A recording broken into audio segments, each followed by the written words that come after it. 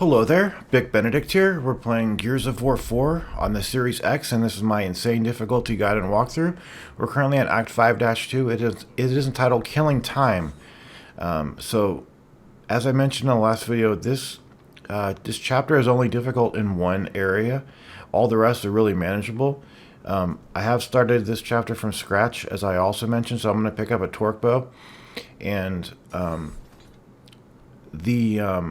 like I said, the only real difficult part is Wave 2. The fact that my barrier right there stopped having that electric field is because one of the characters was in the way. If that happens to you, it's not anything you need to worry about because it's just them in the way. There's an egress point right there for enemies, and then you'll also want to seal up this hole right here while the fight's going on. So that's what makes this first part go pretty quickly because we are proactively going to seal that during this fight. And at the end of each wave, you're going to have a pair of difficult enemies. This first one is going to be pouncers at the end of this one. The end of the next checkpoint, it's double snatchers, which is a real problem because they're difficult. They have a lot of HP, and they have so many moves that can kill you that just go through geometry. So there's one Scion back there that spawns, and I tried to get a headshot on him. I don't know if it worked, but a couple of torque bows killed him. What's going to expedite these waves is placement of these level 3 turrets here. They really can cut down enemies. And if you're proactively sealing things like that hole and placing the turrets in front of spawn points, it will go pretty quickly. But the next checkpoint, it just is really brutal. And the fact that they don't give you a checkpoint before the snatchers is what really makes this difficult. And to add insult to injury, they give you a checkpoint at the end of the final spawn with carriers, and you get a nice checkpoint. So it's really convenient, luxurious actually to have that nice checkpoint. But there's a couple of hunters. I think no, they don't come to the next wave. But yeah, we spawn the pouncers, and these guys are not bad. I don't think I've ever got killed to these ones. But the next checkpoint is really bad. And I think like this is probably the best place you can possibly stand because it has a lot of cover, and the snatchers are just bad because the ground pound that they do, the fire that they do, it can kill you, and even worse is when they grab a teammate and you can't really get to them in time. That can result in an instant fail for you, and just the fact that they have a ton of HP definitely makes this difficult. And on Inconceivable, you'd be getting killed faster, but they wouldn't have as much HP. So I don't know what would be harder. I think this is harder. It's just really brutal. So let's see where I end up placing these. I'm probably going to put this one back here, and these turrets can really help out.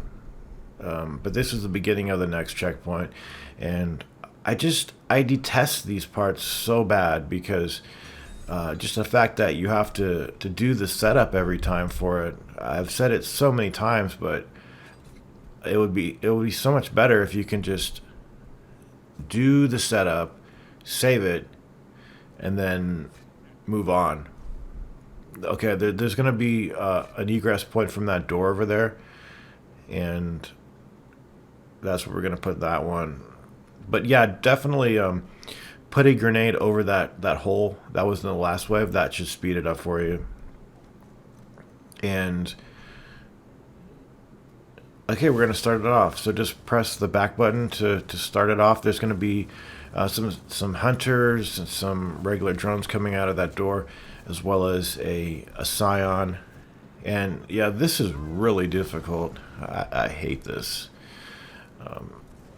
But here's the sign. He's got a buzzkill, and then after you kill him, it's going to immediately transition to the next part of the fight, which is going to be like more like two scions at the same time, more juvies, and just a ton of drones. And go on the turret at your own risk. I would not recommend going on that. I was tempted to go on it just to do a little bit of damage to these enemies, but it just wasn't working out. So you're gonna have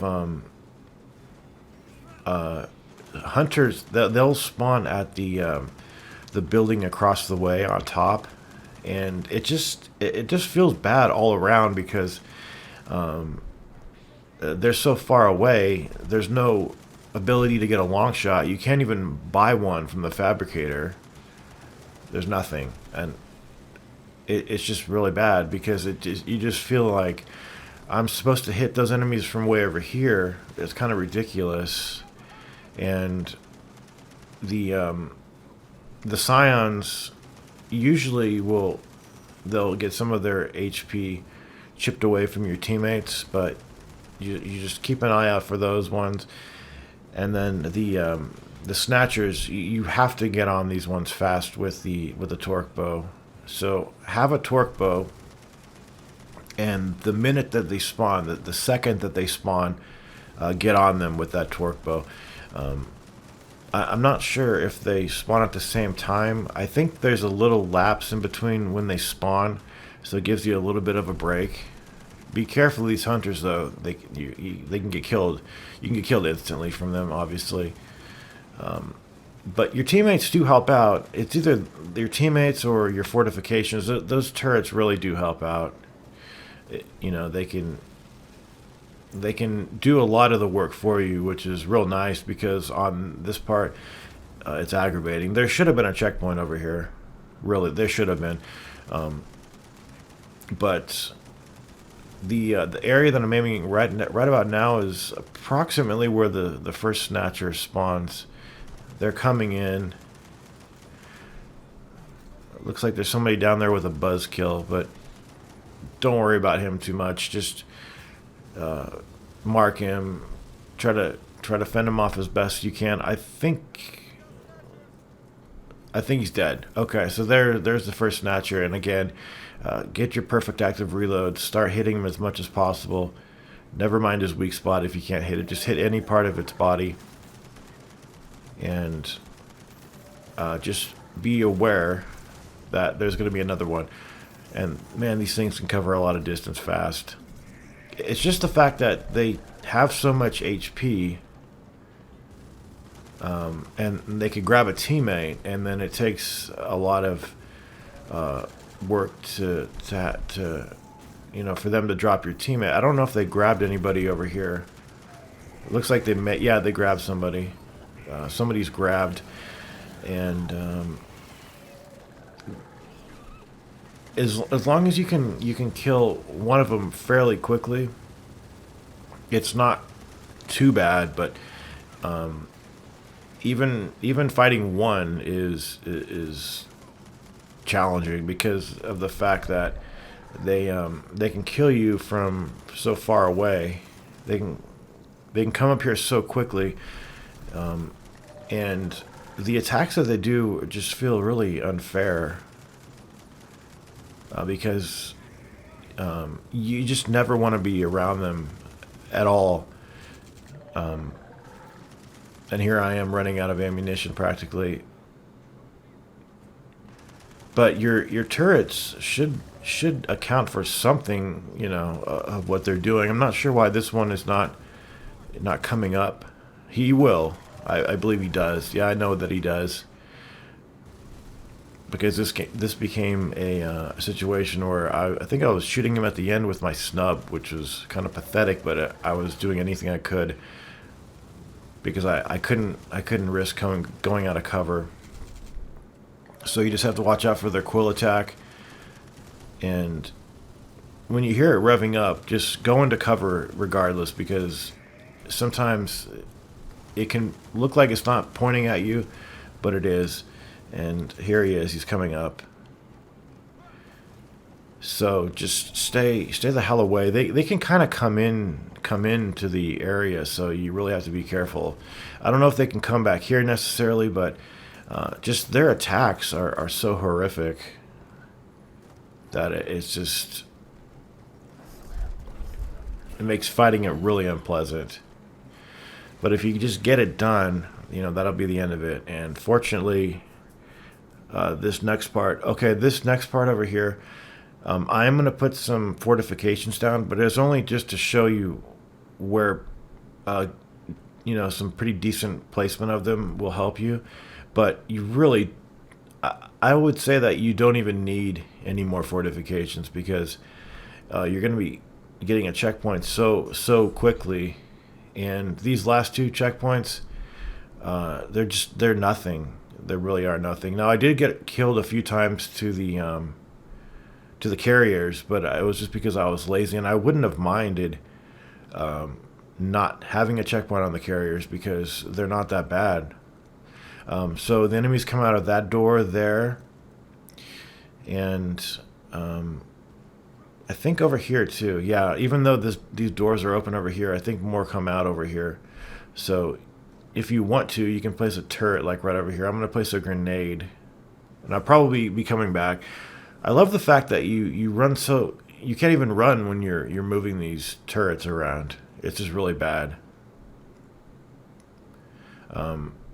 So yeah, this one over here is not going to be too helpful. I'm going to put it down here, and then on this last official wave with just regular enemies, I think there's probably going to be a Scion that comes out over here and some regular drones. I know that they come out from over in that direction. That's why I've placed the turret there. And then we can just kick it off at any time we see fit. Yeah, they're going to come out of this door over here. And this is going to go really fast because we've put some these turrets over here. But you don't even need to. You really don't. I mean, it helps out, but lugging turrets around going so slowly is just not fun whatsoever. So I picked up a drop shot, and you might question that, but don't worry, you're not going to need anything in the next chapter, because the next two chapters are the final two chapters, and they're unconventional chapters, and it's not regular gunfighting, so you don't need to have anything special. But you already get a checkpoint over here, which is it's like you don't even want the checkpoint, kind of, because you wish that it was before the Snatchers.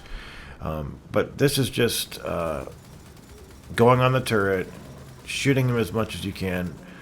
It might even be faster to kill them with the torque bow. I'm not sure, but I know that you can get the job done with this thing. You do have to be aware, though, that over to the left, there's already another carrier that's spawned. He shouldn't give you any problems, though, while you're taking out the first one. See, this one spawned way back, probably by that hole. But with a nice checkpoint, it's perfectly fine. So just finish them off with grenades, the drop shot, or pick up another torque bow.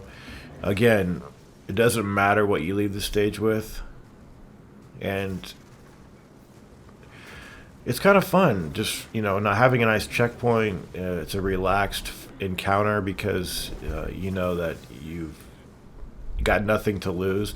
But yeah, on that double Snatcher fight, there's practically nowhere to stand that's safe anywhere.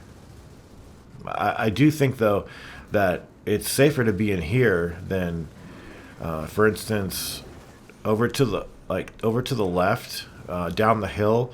There is an area that you can go down to there, but you're going to be completely exposed and at risk, and it's just never going to work. Thinking about it now, there's just no shelter over there for you, and you're going to have, Snatchers just walking around. You can't survive out there. But on these carriers, it doesn't matter if you're not shooting their weak spot. As long as the reticle is red, you're dealing damage. You're dealing reduced damage, hitting its exterior, not hitting its weak spot. But it's still damage, and I would take it if I were you. And then that's it. All you have to do is just run to the end. hopefully, that could help you. I think the turrets really can eliminate how much you're responsible for doing, and good placement of them will help you. But there really is nothing more terrifying than having to do those snatchers and knowing there's no checkpoint, knowing that if you die, you have to, replace everything back the way it was, or at least the way you want it to be. And I think the whole issue could be fixed, like I've said so many times, if you can just have everything set up and then just save it. I know they might